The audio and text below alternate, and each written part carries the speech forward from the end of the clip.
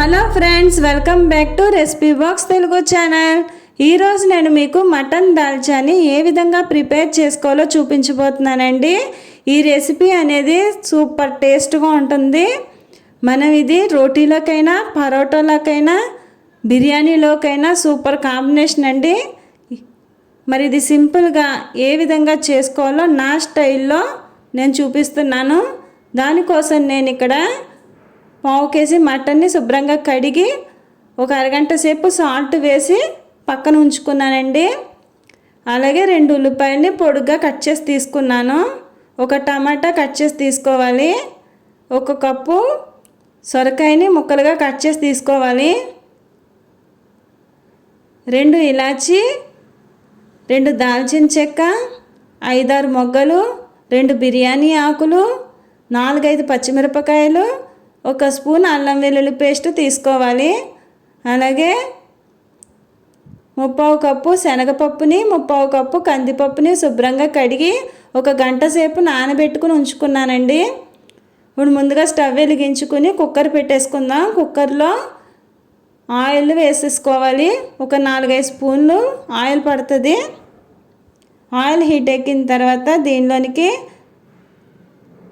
ఇలాచి, దాల్చిన చెక్క, మొగ్గలు, బిర్యానీ ఆకులు వేసేసుకుందాము. ఇవి వేగిన తర్వాత దీనిలోనికి పొడుగ్గా కట్ చేసి పెట్టుకున్న ఉల్లిపాయ ముక్కలను కూడా యాడ్ చేసేసుకోవాలి. ఈ కర్రీ అనేది సింపుల్గా చేసేసుకోవచ్చండి కుక్కర్లో అయితే కనుక. దీంట్లోకి పచ్చిమిరపకాయలను కూడా యాడ్ చేసేసుకున్నాను. ఉల్లిపాయలని వేగాయి. ఇప్పుడు దీంట్లోకి 1 స్పూన్ అల్లం వెల్లుల్లి పేస్ట్ వేసుకుని బాగా వేయించుకోవాలి. పచ్చివాసన పోయే వరకు వేయించాలి. వేగిపోయిందండి. ఇప్పుడు దీంట్లోకి మనం కడిగి పెట్టుకున్న మటన్ను కూడా యాడ్ చేసేసుకుందాం.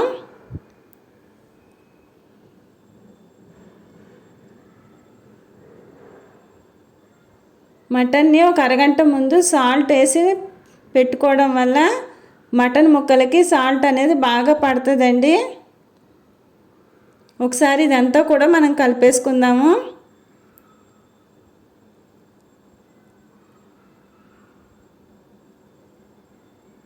దీనిలోనికి కట్ చేసి పెట్టుకున్న టమాటాలను యాడ్ చేసేసుకుందాము.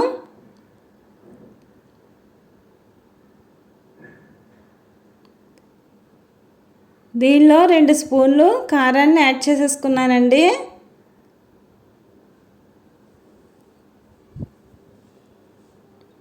అలాగే 1 స్పూను ధనియా పౌడర్ యాడ్ చేసేసుకోవాలి. 1 స్పూను గరం మసాలా పౌడర్ని కూడా యాడ్ చేసేసుకోవాలి.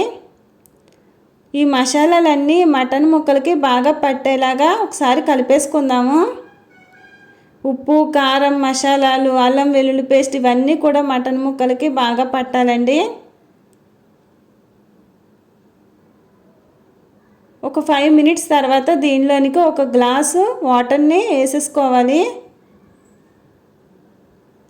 దాల్చా అనేది పల్చగానే ఉంటుందండి, వాటర్ ఎక్కువే పడతాయి దీనికి. ఈ మటన్ ముక్కలు కూడా మెత్తగా ఉడికిపోవాలి. కుక్కర్ మూత పెట్టేసుకుని నేను మంట మీడియం ఫ్లేమ్లో పెట్టుకుని ఒక 6 విజిల్స్ వచ్చే వరకు కూడా మటన్ని ఉడికించుకున్నాను.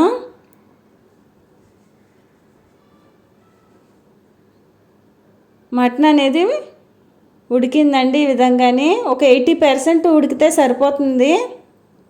ఇప్పుడు దీనిలోనికి మనం ఆనపకాయ ముక్కలను కూడా యాడ్ చేసేసుకోవాలి. అలాగే పప్పును కూడా మనం వేసుకుందామండి. శనగపప్పు, కందిపప్పు 2 పప్పులను కూడా ఇందులో వేసేసుకుందాము. కొద్దిగా చింతపండు రసాన్ని ఇందులోకి వేసుకోవాలండి.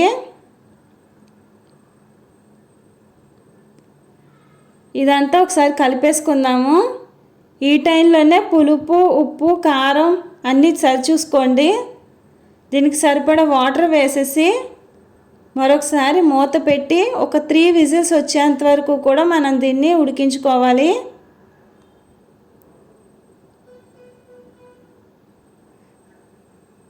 3 విజిల్స్ అయిపోయండి. కూర అనేది రెడీ అయిపోయింది. సూపర్ టేస్ట్గా ఉంటుందండి.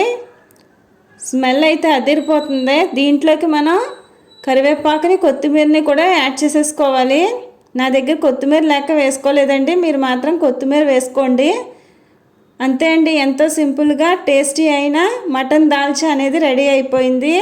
నా రెసిపీ కనుక మీకు నచ్చినట్లయితే మీరు కూడా తప్పకుండా ట్రై చేయండి. లైక్ చేయండి, షేర్ చేయండి, కామెంట్ చేయండి. సబ్స్క్రైబ్ చేసుకోవడం మాత్రం మర్చిపోకండి. తప్పకుండా సబ్స్క్రైబ్ చేసుకోండి. మరొక మంచి రెసిపీతో నా నెక్స్ట్ వీడియోలో కలుస్తాను. Thank you for watching.